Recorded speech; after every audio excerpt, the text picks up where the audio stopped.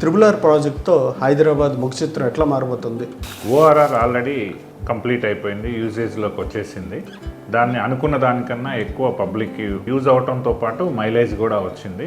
దాని నుంచి ఇప్పుడు ప్రపోజ్ చేస్తున్న త్రిబుల్ వరకు ఫామ్ ల్యాండ్స్ అని చెప్పి కొన్ని అమ్ముతా ఉన్నారు. వాటి విషయంలో అసలు ఈ విధానం ఏంటి? ఈ ఫామ్ ల్యాండ్స్లో పెట్టుబడులు అనేది ఎంతవరకు ఉపయోగపడతాయి? ఫామ్ ల్యాండ్స్లో పెడుతున్నారు పెట్టుబడి, వాటికి నామ్స్ లేవు గవర్నమెంట్ నుంచి. ముఖ్యంగా గవర్నమెంట్ కనుక వాటికి ఒక నామ్స్ క్రియేట్ చేసి 311 జీవోలో ఉన్న lands, general body local water బాడీలో ఉన్న ల్యాండ్స్ కానీ ప్రజెంట్ ఎవరైనా కొనుగోలు చేయాలంటే, ఇన్వెస్ట్ చేయాలనే వారికి ఏ నియమాలు ప్రజెంట్ అందుబాటులో ఉన్నాయి? ఇప్పుడు బ్యాంక్ వాళ్ళు కూడా లోన్ ఇవ్వాలంటే 33 ఇయర్స్ హిస్టరీ చూస్తారు. ఆ హిస్టరీని మనం ఫాలో అయ్యి అడంగల్ కానీ, పహాని కానీ, కాసరా పహాని కానీ ఒక లేఅవుట్ వేసినప్పుడు ఒక రైతు దగ్గర నుంచి ఒక 2-3 సంతానం ఉంటారు. ఆడబిడ్డలు కాకుండా మగపిల్లలు సంతానం పెడతారు. వాళ్ళ వారసులో ఎవరో ఒకరు కోర్టులోకి వేసేయడం, ఫ్లాట్ ఓనర్స్ అంత ఇబ్బంది పడ్డా ఇవాళ మనం కొన్ని చోట్ల చూస్తాం. ఇప్పుడు ల్యాండ్ వాళ్ళు అమ్మినప్పుడు అది తక్కువ ధరలో ఉంటుంది. వాళ్ళ ఫాదరో వాళ్ళ గ్రాండ్ ఫాదరో అమ్ముతాడు. ఈ పిల్లలు వచ్చిన తర్వాత ఇప్పుడు వచ్చేసి ఆడపిల్లలకు కూడా ఈక్వల్ రైట్ వచ్చింది. ఇప్పుడు పెద్దగా అయిన తర్వాత ఈ ప్రాపర్టీ అప్రిషియేట్ అయిపోయి డబల్ అయిపోయిన తర్వాత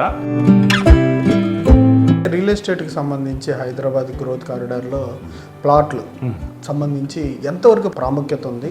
ప్లాట్ల కొనుగోలుకు సంబంధించి బెటర్ అంటారా? ఇప్పుడు ఓఆర్ఆర్కి growth corridor 2 kilometres already announce చేసే ఉంది. అప్పుడు వచ్చే కమర్షియల్ యాక్టివిటీస్ అన్నిటి వల్ల అక్కడ పెరుగుతాయి రేట్లు. ఇప్పుడున్న గ్రోత్ కారిడార్లో కూడా ఆల్రెడీ అప్రిషియేషన్ అయ్యి ఎన్నో రేట్లు పెరిగిన సందర్భాలు ఉన్నాయి. ఏదైనా ఆస్తి కొనుగోలు చేసినప్పుడు దాన్ని తరచుగా అంటే లోతుగా వెళ్ళి వాటిని పరీక్షించడానికి ఏ అంశాలు పరిగణలో తీసుకోవాలి, ఏ పద్ధతులు పాటించాలి? మెయిన్ మనం కొనబోయే ఆస్తి గురించిన లీగాలిటీ, 33 ఇయర్స్ అయితే లీగాలిటీ మెయిన్. అది దీనికి బ్యాంక్ అప్రూవల్స్ ఉన్నాయా? ఎందుకంటే బ్యాంక్ వాళ్ళు మనకన్నా 1-4 సార్లు వాళ్ళు క్రెడిట్ అప్పిస్తారు కాబట్టి అప్రూవల్స్ అనేది లేఅవుట్ అప్రూవల్స్కి నిబంధనలు అనేవి చాలా ఇంపార్టెంట్. ఇన్ని అడుగులు వెడల్పు రోడ్డు వేయాలి, లైట్స్ వేయాలి, వాటర్, ఇట్లాంటి ట్యాంక్స్, ఇట్లాంటి నిబంధనలు ప్రభుత్వం ఆల్రెడీ హెచ్ఎండిఏలోనేమో minimum road 30 feet road, 40 feet road, 60, 100 feet road. డిటిసిపిలోను మినిమం 33 ఫీట్ రోడ్డు, తర్వాత 40 ఫీట్ రోడ్డు, 60 ఫీట్ రోడ్డు. తరచుగా అంటే మీరు కూడా మోసాలు చూస్తూ ఉంటారు కదా, ఎక్కువగా పబ్లిక్ ఏ విషయంలో మోసపోతూ ఉంటారు? మెయిన్గా మోసపోయేది ప్రైజెస్. అక్కడ లేని ప్రైజ్ని మనం సరిగా చూడకపోతే ఎక్కువ ప్రైజ్కి ఒకటి అమ్మేస్తారు. అందులో ఉన్న చిన్న ప్రాబ్లమ్స్ ఉంటాయి తరువుగా. ఇవన్నీ చూస్తేనే తెలుస్తుంది. అందులో ఒక 10 ఎకరాలు ఉంది, ఒక 3 ఎకరాల్లో ఒక ప్రాబ్లం ఉంది. దాంట్లో welcome to land and life with NSR. ఇవాళ రియల్ ఎస్టేట్కి సంబంధించి మరికొన్ని అంశాల మీద ఎన్ఎస్ఆర్ డెవలపర్స్ ఎండి అయినటువంటి నల్లమల్లి శ్రీనివాసరావు గారితో ఇవాళ ప్రత్యేక ముఖాముఖి. నమస్కారం సార్. నమస్కారం అండి. సార్ ఎట్లా ఉన్నారు? బాగున్నాను సార్. సార్, త్రిబుల్ ప్రాజెక్ట్తో హైదరాబాద్ ముఖ చిత్రం ఎట్లా మారబోతుంది? ఓఆర్ఆర్ ఆల్రెడీ కంప్లీట్ అయిపోయింది, యూజేజ్లోకి వచ్చేసింది. దాన్ని అనుకున్న దానికన్నా ఎక్కువ పబ్లిక్ యూజ్ అవటంతో పాటు మైలేజ్ కూడా వచ్చింది. దాని నుంచి ఇప్పుడు ప్రపోజ్ చేస్తున్న త్రిబుల్ వరకు అతి వైడ్ రోడ్డుతో అత్యంత ఆధునికంగా ఫ్యూచర్ సిటీ లాగా డెవలప్ అవుతుంది. ఒక రాబోయే 10 ఏళ్లలో కానీ 15 ఏళ్లలో కానీ గచ్చిబౌలి లాంటి దృశ్యాన్ని చూడబోతున్నారు. గచ్చిబౌలి లాంటి త్రిబుల్ ప్రాజెక్టు చుట్టుపక్కల పరిసర ప్రాంతాల్లో భూములు కానీ తీసుకోవాలనుకునే వాళ్ళు ఎట్లాంటి జాగ్రత్తలు పాటించాలి? ముఖ్యంగా ఓఆర్ఆర్ నుంచి త్రిబుల్ వరకు వచ్చే మధ్యలో ఏ జంక్షన్స్ కానీ ఏ రేడియల్ రోడ్స్, 7 నేషనల్ హైవేస్ ఉన్నాయి. వాటికి ఆనుకొని ఉన్న ప్రాజెక్ట్స్లో క్షుణ్ణంగా అన్ని పర్మిషన్స్, అంటే మున్సిపల్ పర్మిషన్ దగ్గర నుంచి ఇప్పుడు హైడ్రా కూడా వచ్చింది కాబట్టి చెరువులకు దగ్గర లేకుండా, బఫర్ జోన్లో లేకుండా, తర్వాత లీగల్గా అది ప్రూవెన్ అయిపోయి గవర్నమెంట్ పర్మిషన్లు రేరా కానీ హెచ్ఎండిఏ కానీ ఇప్పుడు ఫ్యూచర్ సిటీ డెవలప్మెంట్ అథారిటీ నుంచి పర్మిషన్స్ అన్ని తరువుగా చెక్ చేసుకొని రేడియల్ రోడ్స్కి, హైవేస్కి దగ్గరగా ఉన్న ప్రాజెక్ట్లో కొనటం వల్ల వాళ్ళకి మంచి ఉపయోగపడుతుంది. అంటే ఎట్లాంటి వాటిని ఇప్పుడు మీరు చెప్పిన దాని ప్రకారంగా ఏ అంశాలు జాగ్రత్తలు తీసుకోవాలని చెప్పారు, కానీ కొన్ని లేఅవుట్స్ అనేది కరెక్ట్గా ఉండవు అన్నమాట. వాటిని ఎలా రీచెక్ చేసుకోవాల్సినానికి ఎట్లాంటి అది రీచెక్ చేసుకోవడానికి కానీ పబ్లిక్ ఇప్పటికి టెక్నాలజీ అందుబాటులో ఉంది. ఒకప్పుడు టెక్నాలజీ లేక డబుల్ రిజిస్ట్రేషన్స్ వాటిని సరిగా చెక్ చేసుకోవడానికి అవకాశం ఉండేది కాదు. ఇప్పుడు ఆన్లైన్లో చెక్ చేసుకోవచ్చు ప్రతి విషయము. గూగుల్లో చెక్ చేయవచ్చు, ఏఐ టెక్నాలజీ తోటి ఇంకా ఫాస్ట్గా యాక్యురసీగా చెక్ చేసుకోవచ్చు. హెచ్ఎండిఏ, డిటిసిపి, వైటీడీఏ ఆఫీసులు ఉన్నాయి, హెడ్ ఆఫీసెస్, ఆడికి స్వయంగా వెళ్ళి కూడా ఎంక్వైరీ చేసుకోవచ్చు. నిష్ణాతులైన అడ్వకేట్స్ ద్వారా లీగాలిటీ కానీ టెక్నికాలిటీ అంతా హెచ్ఎండిఏ, వైటీడీఏ, రేరా ఆఫీస్ కూడా ఉంది మనకి.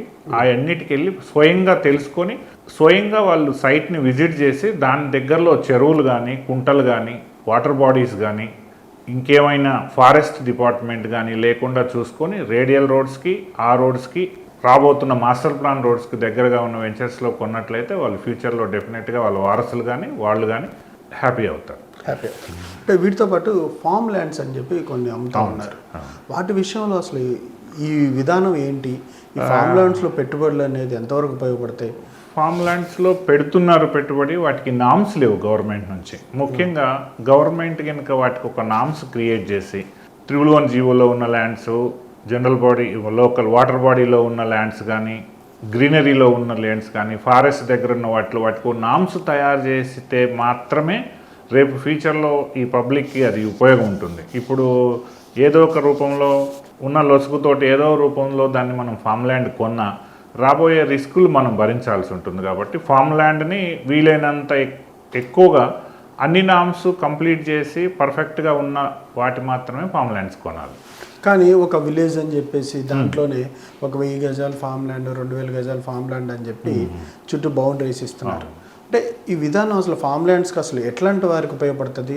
ఫామ్ ల్యాండ్ దేనికోసం మనం ప్రత్యేకంగా కొనుగోలు చేయాలి? ఇది యాక్చువల్గా ఫామ్ హౌస్ కానీ ఫామ్ ల్యాండ్ కానీ ఇది సెకండ్ హౌస్, వీకెండ్ హోమ్ లాగా, వీకెండ్ హౌస్ లాగా అగ్రికల్చర్ కాన్సెప్ట్ ఉండి ఫ్రూట్స్, వెజిటబుల్ కల్టివేషన్ చేసుకోవడానికి యాక్చువల్గా అది ప్రపోజల్. కానీ ఇప్పుడు ఏంటంటే గెట్ టుగెదర్ చేసుకోవడానికి, బర్త్డే పార్టీ చేసుకోవడానికి ఇప్పుడు లైఫ్ స్టైల్ మారిన తర్వాత ఇల్లు ఉందా అని అడిగేవాళ్ళు ఒకప్పుడు. ఇప్పుడు ఫామ్ హౌస్ ఉందా అని అడుగుతున్నారు. ఎందుకంటే అంటే ఫామ్ హౌస్ ఉంటే వాళ్ళు సెలబ్రిటీస్ కానీ కొంచెం ఎబో రిచ్ కానీ ఎబో మిడిల్ క్లాస్ కానీ వాళ్ళకి ఫామ్ హౌస్ ఉంటే గ్రేట్ అన్నట్టుగా ఫీల్ అవుతున్నారు.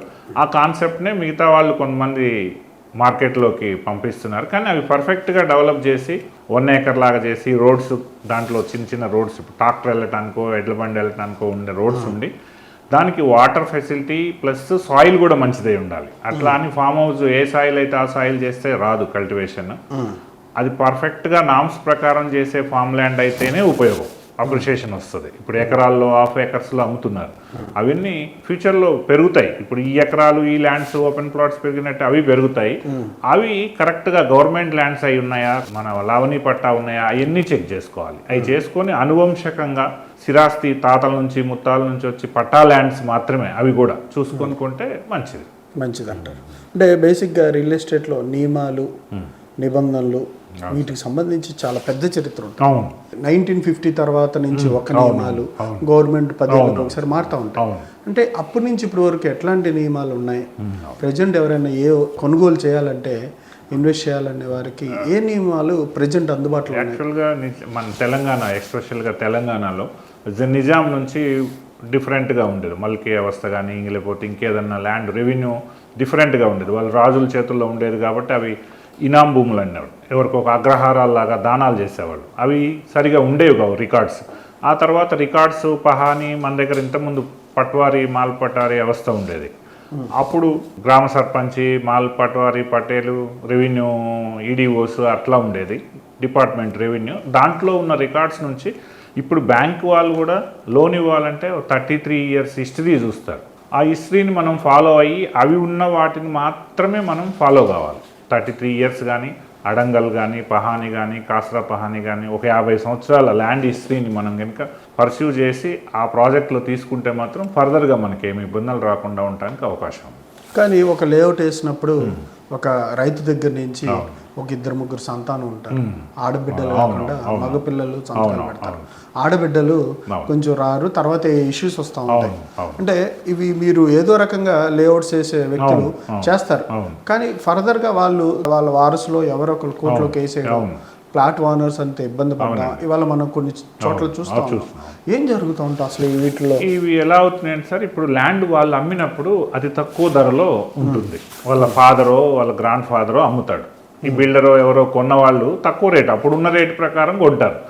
ఈ పిల్లలు వచ్చిన తర్వాత ఇప్పుడు వచ్చేసి ఆడపిల్లలకు కూడా ఈక్వల్ రైట్ వచ్చింది. అప్పుడు వాళ్ళ కట్నం తక్కువ ఇవ్వటమో లేకపోతే ఇంకేదన్నా కారణాలతోటి ఇప్పుడు పెద్దగా అయిన తర్వాత ఈ ప్రాపర్టీ అప్రిషియేట్ అయిపోయి డబల్ అయిపోయిన తర్వాత వాళ్ళకి ఏంటంటే అయ్యో మా నాన్న చాలా తక్కువకి వెళ్ళిపోయింది నాకు ఇందులో ఉంది అని చిన్న చిన్న పెట్టి కేసులు వేయటం, చాలా లేఅవుట్స్ ఆగిపోవటం, మార్కెటింగ్ ఆగిపోవటం చాలా చూసాం.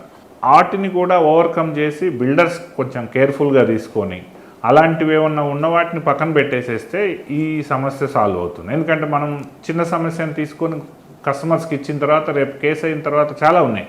కొన్ని అగ్రిగోల్డ్ ఉన్నాయి, కొన్ని ఈ ముస్లిం ఫ్యామిలీస్ 2-3 ఉంటారు వాళ్ళవి ఉన్నాయి. ఇప్పుడు ఆడపిల్లల కేసులు వేసిన లేఅవుట్స్ కూడా ఉన్నాయి. ఇప్పుడు చాలా మార్కెట్లు స్టిల్ ప్రాబ్లమ్స్లోనే ఉన్నాయి చాలా లేఅవుట్స్.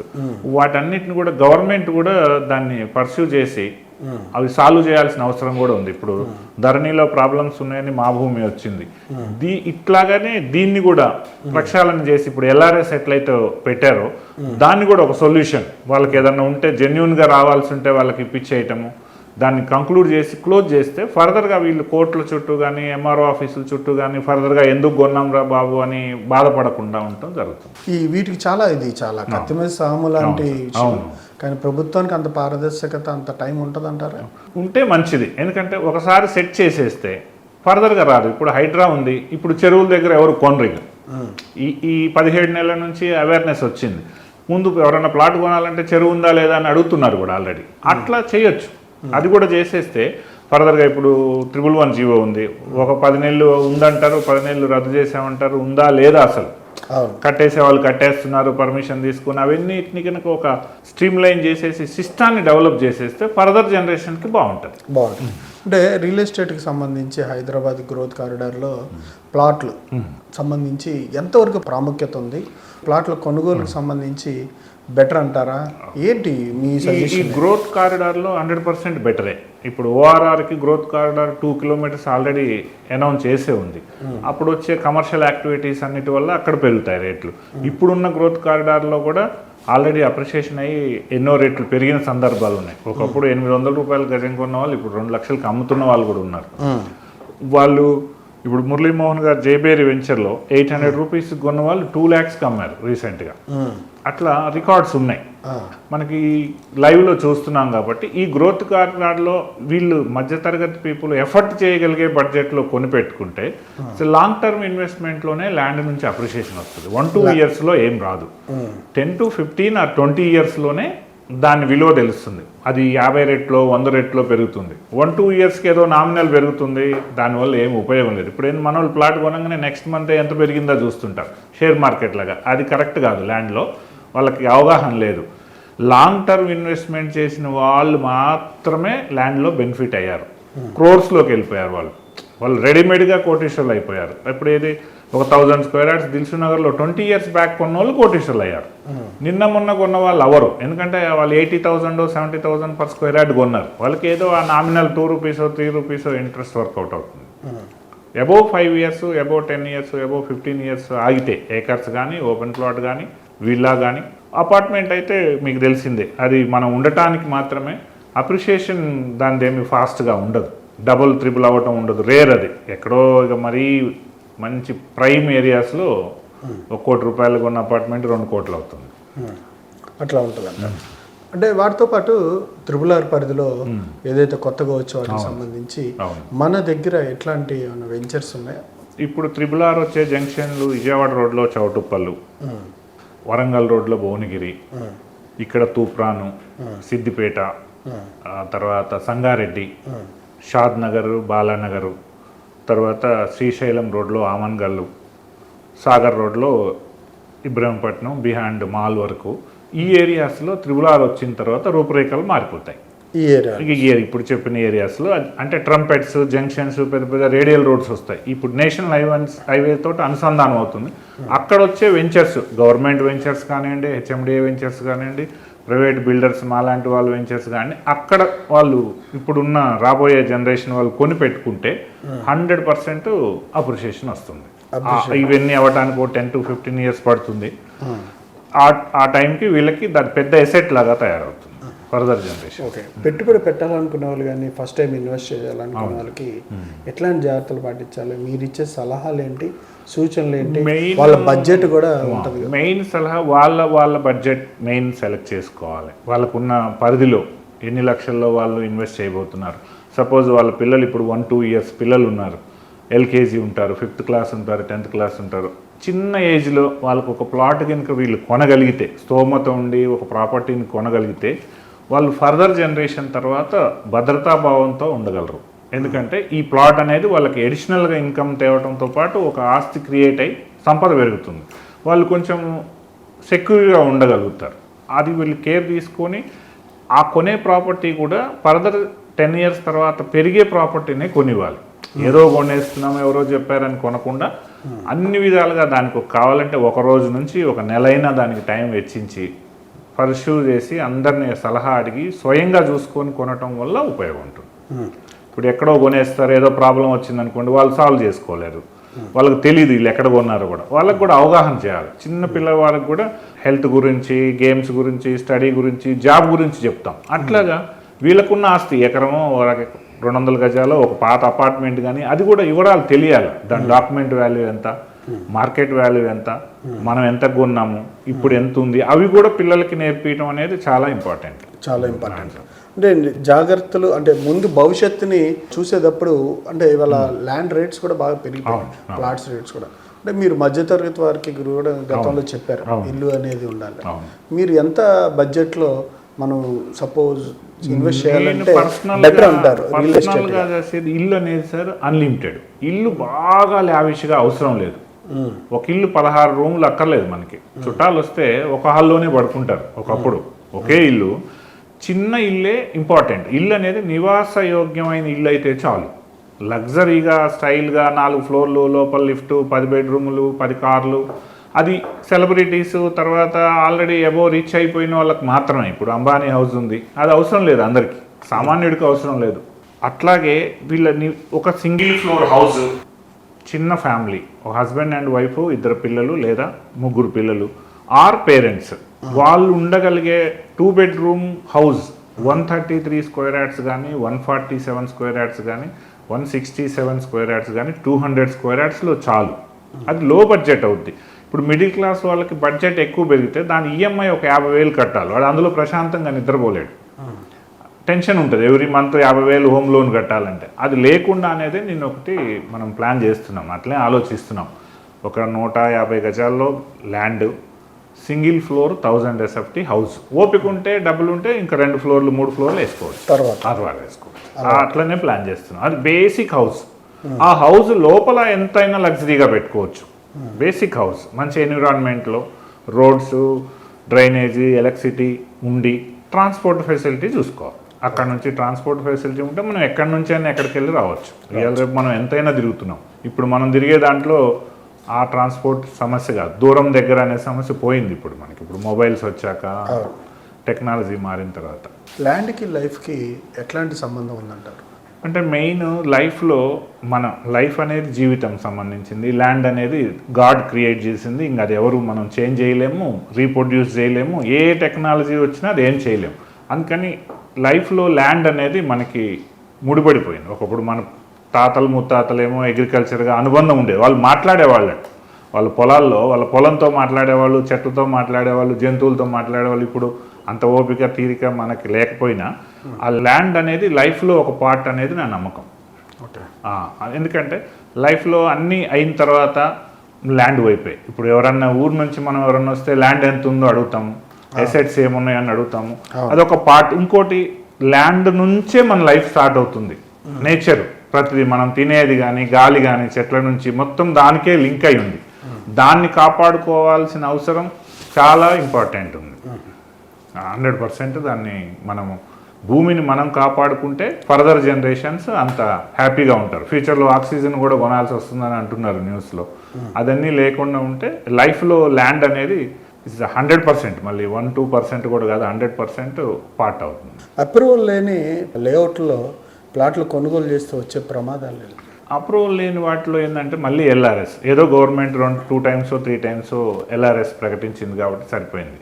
లేకపోతే వీటి కోసం మళ్ళీ ఫర్దర్ అప్రూవల్స్, అక్కడికి పోతే ఎవరో ఆ ల్యాండ్లో ఇంకొకళ్ళు ఉండటము, లేకపోతే బౌండరీస్లో ఎవరన్నా ఆక్యుపై చేసి ఉండటము, రకరకాల ప్రాబ్లమ్స్తో పాటు టైటిల్ సరిగా లేని, అప్రూవల్ లేని వాటికి టైటిల్ ఉంటుందో లేదో తెలియదు. ఆ టైటిల్ లేకపోతే అసలే వీళ్ళు కొన్న ఆస్తికి ప్రమాదం వచ్చే ప్రాబ్లం ఉంది. అందుకని అప్రూవల్ లేని లేఅవుట్స్లో వీలైనంతగా కొనకుండా ఉండటమే మంచిది నా ఉద్దేశం. ఏదైనా ఆస్తి కొనుగోలు చేసినప్పుడు దాన్ని తరచుగా అంటే లోతుగా వెళ్ళి వాటిని పరీక్షించడానికి ఎట్లాంటి ఇంటెలిజెన్స్ లాంటి సంబంధించి ఏ అంశాలు పరిగణలో తీసుకోవాలి, ఏ పద్ధతులు పాటించాలి? మెయిన్ మనం కొనబోయే ఆస్తి గురించిన లీగాలిటీ, 33 years అయితే లీగాలిటీ మెయిన్. అది దీనికి బ్యాంక్ అప్రూవల్స్ ఉన్నాయా? ఎందుకంటే బ్యాంక్ వాళ్ళు మనకన్నా 1-4 సార్లు వాళ్ళు క్రెడిట్ అప్పిస్తారు కాబట్టి, వాళ్ళకి లోన్ ఇస్తారు కాబట్టి వాళ్ళు 10 సార్లు ఆలోచిస్తారు, దాన్ని 10 సార్లు చెక్ చేస్తారు మనకన్నా ఎక్కువ. బ్యాంక్ లోన్ ఉంటే అక్కడ ఒక మనకు 50% స్క్రూనిటీ అయిపోతుంది. తర్వాత ఆ ల్యాండ్కి ఉన్న ట్రాన్స్పోర్టు, ల్యాండ్ రెడ్ సాయిలా, బ్లాక్ సాయిలా, లోలో ఉందా, ఇన్ కేస్ హెవీ రెయిన్స్ వచ్చినప్పుడు వాటర్ లాగిన్ అవుతుందా, అక్కడ వాటర్ ఉంటుందా, అవన్నీ చెక్ చేసుకొని తీసుకోవాల్సి ఉంటుంది. ఓకే, లీగాలిటీకి సంబంధించి ప్రస్తుతం ఏవేవి అందుబాటులో ఉన్నాయి సామాన్లకి? లీగాలిటీ సంబంధించి మెయిన్ నిష్ణాతులైన అడ్వకేట్స్ ఉన్నారు, కోర్ట్స్ ఉన్నాయి. తర్వాత ల్యాండ్ డిపార్ట్మెంట్కి సంబంధించిన రెవెన్యూ డిపార్ట్మెంట్ ఉంటుంది, అక్కడ కూడా మనము చెక్ చేసుకోవచ్చు. మనం ఫీజు కట్టి సర్వే పెట్టించుకోవచ్చు, ఫీజు కట్టి పహానీ తీసుకోవచ్చు, ఆ ల్యాండ్ ఎవరి దగ్గర ఉందని తీసుకోవచ్చు. ఇప్పుడు లక్కీగా ఇప్పుడు మా భూమిలో అవన్నీ ప్రాబ్లమ్స్ అన్నీ క్లియర్ చేసి దాంట్లో కూడా చెక్ చేసుకోవచ్చు. ఇప్పుడు మా భూమి పోర్టల్లో కూడా ఈ ల్యాండ్ ఎవరిది, అనుషకమా, పట్టానా, లావణి పట్టానా, అవన్నీ చెక్ చేసుకోవచ్చు. కానీ లేఅవుట్లో కొనుగోలు చేసేటప్పుడు ఇవన్నీ చూడడానికి అవకాశం ఉంటుంది? ఉంటుంది, వాళ్ళు దానికి కేటాయించాలి టైం. ఎందుకంటే ఇప్పుడు లేఅవుట్కి హెచ్ఎండిఏ పర్మిషన్ ఇస్తుంది, లేదా డిటీసీపీ పర్మిషన్ ఇస్తుంది, లేదా వైటీడే పర్మిషన్ ఇస్తుంది, లేకపోతే ఇప్పుడు కొత్తగా వచ్చిన future city development authority permission ఇస్తుంది. అక్కడ స్క్రూనిటీ అవుతుంది. ఆ పోర్టల్లో అన్ని పాయింట్స్ ఉంటాయి, అక్కడ కూడా చెక్ చేసుకోవచ్చు దాంతో కొంత. మళ్ళీ దానికి అనుబంధంగా రేరా పర్మిషన్ ఇస్తుంది. రేరా పని ఏంది, వీళ్ళు డెవలప్ సరిగా చేస్తున్నారా, దాంట్లో ఉన్న ఇన్ఫ్రాస్ట్రక్చర్ చేస్తున్నారా, వాటర్ ట్యాంకు, రోడ్లు, డ్రైనేజ్, ఎలక్ట్రిసిటీ పర్ఫెక్ట్గా చేశారా లేదని ఎవ్రీ మంత్ మానిటర్ చేస్తుంది, దాని రూల్ అది. అక్కడ కూడా మనం ఒక 1000 రూపీస్ ఫీజు పే చేసి ఏ కంప్లైంట్ అయినా చేయొచ్చు. ఓకే, అది వాళ్ళు రేరానే సాల్వ్ చేస్తుంది. ఇప్పుడు మనకి రేరా యాక్ట్ లైవ్లో ఉంది, భారతదేశం మొత్తం ఉంది, మన స్టేట్లో ఉంది. దాన్ని ఫాలో కావాలి, మన వాళ్ళు ఫాలో కారు. ఇప్పుడు దాంట్లో అన్నీ ఉన్నాయి. ఇప్పుడు పలాని లేఅవుట్లో ఎన్ని ప్లాట్లు అమ్ముడు పోయాయి, ఎన్ని మిగిలాయి అనేది కూడా రేరా వెబ్సైట్లో చూసుకోవచ్చు. అది చాలా మందికి తెలియదు. రేరా సైట్లో చూసుకోవచ్చు. మనం ఆ డెవలపర్ని అడగక్కర్లేదు. ఎన్ఎస్ఆర్ డెవలపర్స్ ఎన్ని అమ్మాడు, ఆ లేఅవుట్ ఆయనదైతే ఆ 2 ఎకరాల్లో ఎన్ని ఉన్నాయి, ఎన్ని అమ్మారు, రోడ్లు వేసారా లేదా, అన్ని అప్డేట్స్ అక్కడ ఉన్నాయి. అప్డేట్ వాళ్ళు చేస్తారు, లేదంటే ఫైన్ వేస్తారు. ఓకే, అంటే ఇంకోటి సార్, ఈ అప్రూవల్స్ అనేది లేఅవుట్ అప్రూవల్స్కి నిబంధనలు అనేవి చాలా ఇంపార్టెంట్. ఇన్ని అడుగులు వెడల్పు రోడ్డు వేయాలి, లైట్స్ వేయాలి, వాటర్, ఇట్లాంటి ట్యాంక్స్, ఇట్లాంటి నిబంధనలు ప్రభుత్వం ఆల్రెడీ హెచ్ఎండిఏలోనేమో minimum road 30 feet road, 40 feet road, 60, 100 feet road. డిటీసీపీలోను మినిమం 33 feet రోడ్డు, తర్వాత 40 feet రోడ్డు, 60 feet రోడ్డు, తర్వాత 30% of the land park, social infra, స్కూల్స్కి, టెంపుల్స్కి వదిలేయాలి. అదే ట్యాంకు, అదే లేఅవుట్లో డ్రైనేజీ మొత్తం కంప్లీట్ చేయాలి. ఎలక్ట్రిసిటీ రన్నింగ్లోకి వచ్చేయాలి. హౌస్ కట్టుకుంటే ఇమీడియట్గా. పార్కుల్లో కంపల్సరీగా ప్లాంటేషన్ చేసి ఉండాలి. అన్ని పార్కుల్లో స్ట్రీట్ ప్లాంటేషన్ చేసి ఉండాలి. కాంపౌండ్ వాళ్ళు, గేటు, ఇవన్నీ కూడా వాళ్ళు అసలు యాక్చువల్గా చెక్ చేసుకోవాలి. మార్టిగేజ్ ప్లాట్ కొన్నా కూడా మార్టిగేజ్ రిలీజ్ అవ్వాలి. ఫైనల్ ఆక్యుపేషన్ సర్టిఫికేట్ ఇస్తుంది. మార్టిగేజ్ ప్లాట్స్ ఒక 15% ప్లాట్స్ని మార్టిగేజ్ పెట్టుకుంటుంది హెచ్ఎండిఏ. ఈ అన్ని నామ్స్ కంప్లీట్ చేసిన తర్వాత ఫైనల్గా ఆఫీసర్స్ చెక్ చేసి రిలీజ్ చేస్తారు. అప్పుడు దాకా డెవలపర్ అమ్మటానికి లేదు ఆ ప్లాట్స్ని. ఒకవేళ వాళ్ళు చేయకపోతే ఆ డెవలపర్ ఈ ప్లాట్ని ఆక్షన్ చేసి ఆ అమౌంట్తో హుడా కానీ గవర్నమెంట్ దాంట్లో ఆ ఫెసిలిటీస్ అన్నీ ఇస్తుంది. అవి తెలుసుకోవాలి, అందులో ఉంటాయి నామ్స్లో, మన వాళ్ళు చూడరు అంతే. ఎల్పీ నెంబర్ ఇచ్చిన ప్రొసీడింగ్స్లో ఉంటాయి. రేరా లైసెన్స్ కానీ లేరా పర్మిషన్ ఇచ్చిన దాంట్లో ప్రొసీడింగ్స్ పాయింట్స్ ఉంటాయి. అవి తరువుగా చదివితే సరిపోతుంది, వేరే అడ్వకేట్ దగ్గర కూడా వెళ్ళక్కర్లేదు. తరచుగా అంటే మీరు కూడా మోసాలు చూస్తూ ఉంటారు కదా, ఎక్కువగా పబ్లిక్ ఏ విషయంలో మోసపోతూ ఉంటారు? మెయిన్గా మోసపోయేది ప్రైజెస్. అక్కడ లేని ప్రైజ్ని మనం సరిగా చూడకపోతే ఎక్కువ ప్రైజ్కి ఒకటి అమ్మేస్తారు. అందులో ఉన్న చిన్న ప్రాబ్లమ్స్ ఉంటాయి తరువుగా. ఇవన్నీ చూస్తేనే తెలుస్తుంది. అందులో ఒక 10 ఎకరాలు ఉంది, ఒక 3 ఎకరాల్లో ఒక ప్రాబ్లం ఉంది. దాంట్లో ఆ విలేజ్ మ్యాప్ తీసుకొని ఆ 3 ఎకరాల్లో కొనకుండా ఉండాలి మనం అది ఎలా తెలుస్తుంది? అది విలేజ్ మ్యాప్ ఈ ఆన్లైన్లో అన్ని తెలిసిపోతుంది. వాళ్ళు కొంచెం శ్రద్ధ పెడితే తెలిసిపోతుంది, తెలియకుండా ఏమి ఉండదు. ఎంక్వైరీ చేసుకున్నా తెలిసిపోతుంది.